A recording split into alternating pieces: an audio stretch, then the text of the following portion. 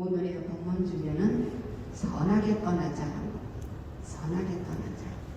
정말 기분 나쁠 때도 많고 후회스럽거나 속상하거나 화가 나거나 아쉽거나 정말 포기하고 싶거나 이런 것이 많아도 그것은 숨 쉬는 자의 몫이지 숨 안 쉬는 자에게는 아무런 것도 필요 없습니다. 우리가 아무리 고통스럽다 하더라도 저 화재에 떠난 분들만 하겠습니까? 아무리 지금 답답한 내 현실이 있다 하더라도 터전을 잃은 사람만 하겠습니까? 허리가 아프다, 다리가 아프다 해도 화상을 입고 고통 속에 헤매는 사람만 하겠습니까? 그러나 우리는 남의 죽는 병보다 내 손톱 밑에 가시가 더 중하다라는 것이 우리는 내 중심인 것이 중생세계입니다. 그래서 선하게 떠나자라는 중심에서 봤을 때 부처님께 많은 제자들이 묻습니다. 여러 제자들이 앉아서 부처님 어떻게 살며 어떻게 수행하며 어떻게 죽는 것이 우리 수행자의 본분입니까? 라고 묻습니다. 그래서 부처님이 답을 주지 않습니다. 그동안에 내가 숱하게 우리 대중 수행자들과 그대들과 법문을 했고 수행을 했고 같이 생활을 했나니라 하니까 그 속에서 서로가 논의를 해봐라 라는 겁니다. 그랬을 때 아주 수행을 잘한다는 그 제자가 이래 말합니다. 네, 알겠습니다. 저는 그걸 배운 것이 시각지가 아니라 뭐라고 되어 있냐면은 시각의라고 되어 있습니다. 여기는 시각의를 닦습니다. 그래서 시각의라는 것은 해법각의, 또 정진각의, 선각의, 희각의, 제각의, 사각의, 정각의, 명각의 이렇게 7가지가 있습니다. 그런 건 교리 공부 아니니까. 그래서 한 제자가 우리가 부처님 그런가 한 제자가 그거 너무나 깁니다. 6가지만 하면 되겠습니다. 그것도 너무 깁니다. 지금 어떻게 될지 모르고 헐떡거리고 있는데 어떻게 합니까? 그래서 한 가지만 하겠습니다. 옳다라고 했어요. 그랬을 때에 제일 먼저는 하는 사람이 정법과 사법을 가려서 뜻을 깨닫는 것이 중요합니다. 그런가 그것도 맞네. 그러니까 한 제자가 언제 정법 사법을 가립니까? 사법은 버려버리고 부지런히 정법만 닦으면 됩니다. 그것도 맞네. 세 번째 제자가 그냥 성법을 익히면 되지. 그런 기쁨이 있으면 그 기운을 가져가면 되지요. 라고 하니까 한 제자가 그럽니다. 그러려면 내가 기쁨을 가지고 가려면 번뇌가 제거가 돼야 되지 않겠습니까? 그래요. 그러면 됩니다.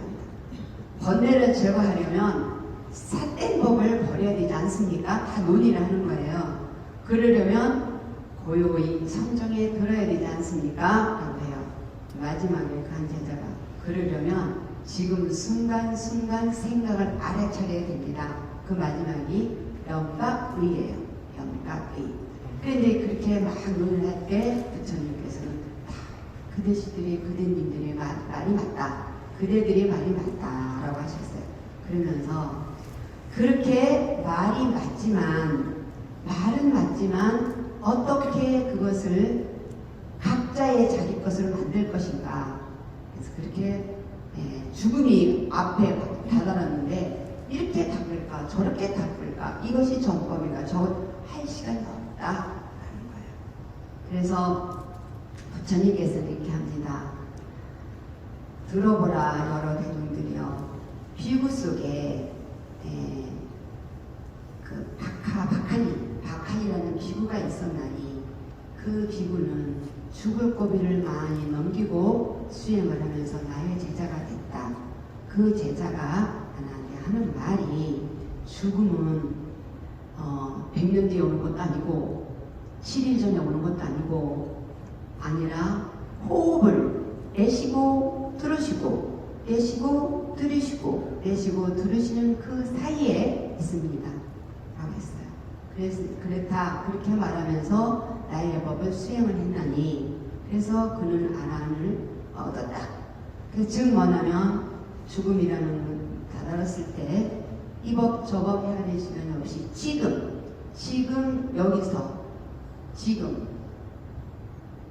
히얼 나와 하잖아요. 나와 히얼 하듯이 지금 여기서 호흡시간을 챙겨라 이렇게 말씀하셨어요. 그래서 미얀마 같은 데는 수식관이 많아요. 그 호흡을 하나 둘 이렇게 쉬면서 그 수식관이 많아. 그래서 그것도 쭉 가면은 머리로 하고 생각을 하기 때문에 7번을 쉬고 거꾸로 7번을 쉬고 또 7번을 쉬고 이렇게 하라고 했어요. 그래서 온전히 내 몸으로 호흡이 들고 날고에 집중해서 21번만 해봐도 내 몸은 압니다. 그리고 절을 할 때나 이런 수행할 때나 머리로 하면 여러분들은 머리로 여러 가지 생각을 할 수가 있어요. 근데 몸으로 하면 생각이 좀 멎어요. 그래서 등골을 쫙 생각하면서 등으로 숨을 쉬듯이 절을 하거나 호흡을 챙기면 상당히 집중력이 생깁니다. 그래서 우리 성객 스님들도 그렇고 수행하거나 명상하는 스님들은 하는 말이 앉는 힘으로 산다. 좌선하는 힘으로 산다. 라고 합니다. 그랬을 때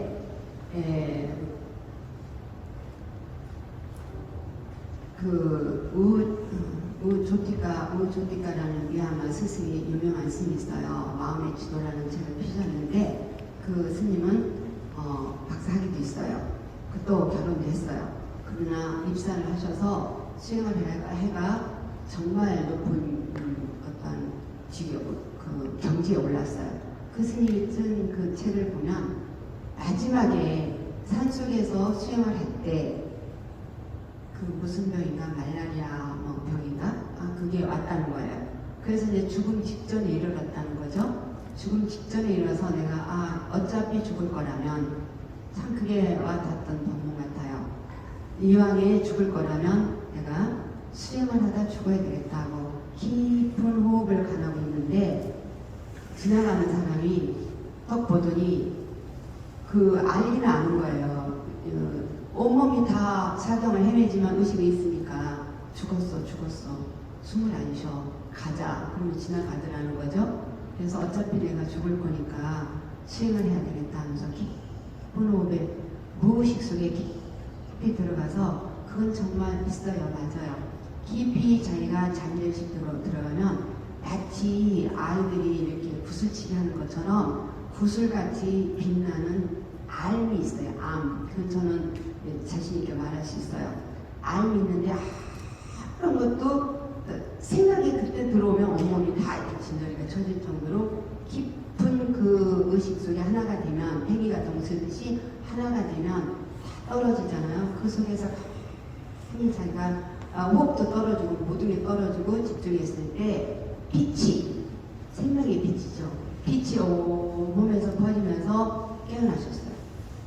그래서 저는 이제 마무리를 치면 여러분들이 그 부처님 당시 때에도 어떻게 살 것인가, 어떻게 수행할 것인가, 어떻게 죽을 것인가를 논하듯이 우리도 부처님 때에만 있는 게 아니라 오늘 이 시간에도 우리는 어떻게 살고 어떻게 호흡하고 어떻게 수행해서 어떻게 갈 것인가가 중요한 거예요. 이게 좌선하다 보면 여러분들도 그럴 거예요. 관세음보살을, 지장보살을 하음성중을 하는데도 입으로는 하음성중하고 몸으로는 절을 하는데도 생각은 분성이 계속 떠돌 거예요. 그것이 그 각각이 시기 각각이 했을 때 자선을 하거나 연보를 하거나 이럴 때에 안으로 계속 배회를 할 때가 있어요. 밖으로 배회를 하고 분성이 떠돌아다닐 때가 있어요. 그럴 때는 하지 말아야지, 망상을 하지 말아야지 된다고 되는 게 아니라 죽음을 딱 생각하면 죽음을 딱 눈앞에 딱 죽음이라는 걸 생각해보면 이런 것들이 다 무상하다는 것이 철실하게 느껴져요. 무상하다는 것이. 그랬을 때에 안으로 점점 점점 내 의식이 집중이 되면 조건이 없이 무슨 로또가 되고 뭐 그러니까 그런 게 있잖아요. 오용락에 관계없이 그 자체가 평화롭고 그 자체가 환희스럽고 그 자체가 너무나 거룩하기 때문에 어떤 걸로 그거를 바꿀 수가 없어요. 그렇기 때문에 우리는 수행자로 거듭나기를 발언하고 그 기쁨이 있기 때문에 모든 사람들과 더불할 때 조건이 없는 겁니다. 여기까지 이제 시간이 됐습니다. 제가 이 얘기 저 얘기 예를 들어서 이 얘기 저 얘기 하면 길어집니다. 그래서 딱 오늘은 선하게 떠나자.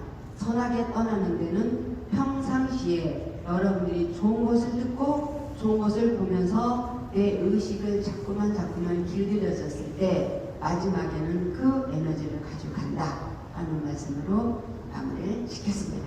오늘도 여러분들이 계셔서 저는 힘을 얻습니다. 감사하고 행복하십시오.